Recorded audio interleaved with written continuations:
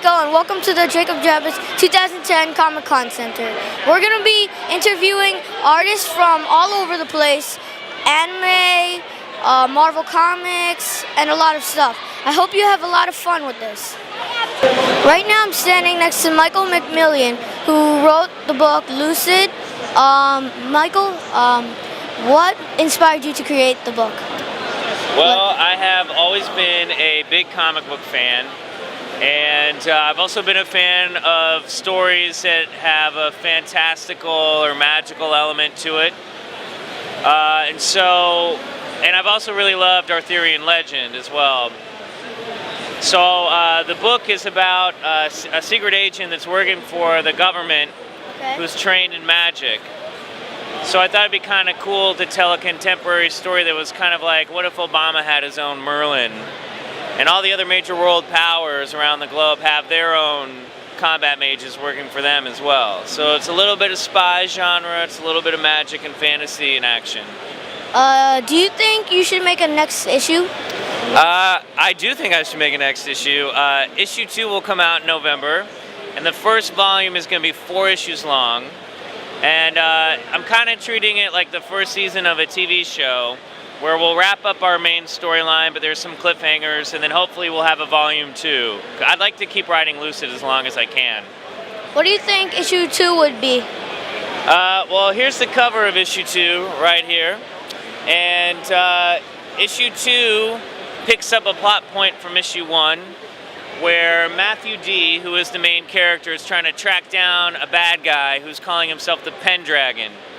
And that's a mystery that runs out throughout the whole book. So we'll see how it goes. Might be a little dangerous. What do you think, out of all the characters you've created, who's your favorite character out of all? Well, the main guy is really cool, Matthew D. He's a descendant of a historical figure named John D., who was Queen Elizabeth I's court magician back in the 16th century in England. And he's the hero of our book, and I really like him. But then in issue 3, we will meet England's combat mage, who's this girl named Wren. And she can summon zombies and ghosts. She's a necromage, and she's really cool. Because you would think with her powers she'd be kind of scary, but she's actually like this really cute girl. And she and Matthew D. kind of have an immediate spark, so there might be a romantic connection there. Well, thank you for your time. Hey, thank you, Nico. Appreciate it. Nice job. Thank you. Right now I'm standing next to Mike Kennedy, and he's the writer for Bleed Out. Mike Kennedy, what inspired you to create this? Well, this is for a video game that we have right now, and it's a mature video game, so you probably got to get your parents' consent to play it, but it's a game that you can play online called Crimecraft, and we're adding a whole new campaign with a new story. And we have all of these different artists who will be doing all of the different chapters in the book, and they're all pretty famous comic book artists. And they'll be telling the story in the game, and then next year we're going to release all of that stuff as a graphic novel. So, what is the game mainly about?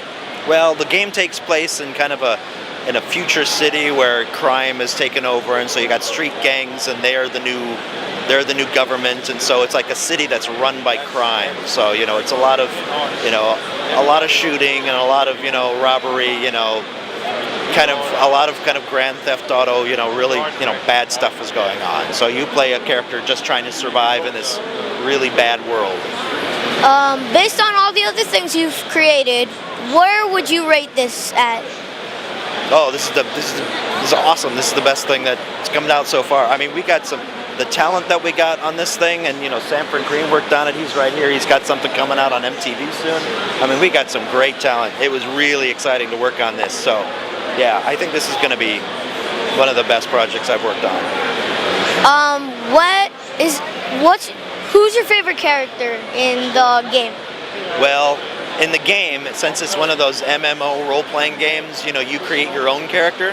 So in the game, you are the main character. In the story, though, there's only a couple of characters that in the story, and I don't know, they're all pretty good. There's some good villains in the story, and You got to read the book and then decide for yourself who's your favorite. And when they're all villains, it's hard to have a favorite villain because they're all bad guys. So, what is there a team of villains that you fight the most in the game? Well, there's all these different other street gangs and stuff, and they're all trying to take over. So, you know, it's a big story. Sometimes you're fighting, you know, you're fighting the mafia. Other times you're fighting, you know, some street gangs or selling drugs. You know, so there's a lot of different bad guys in this.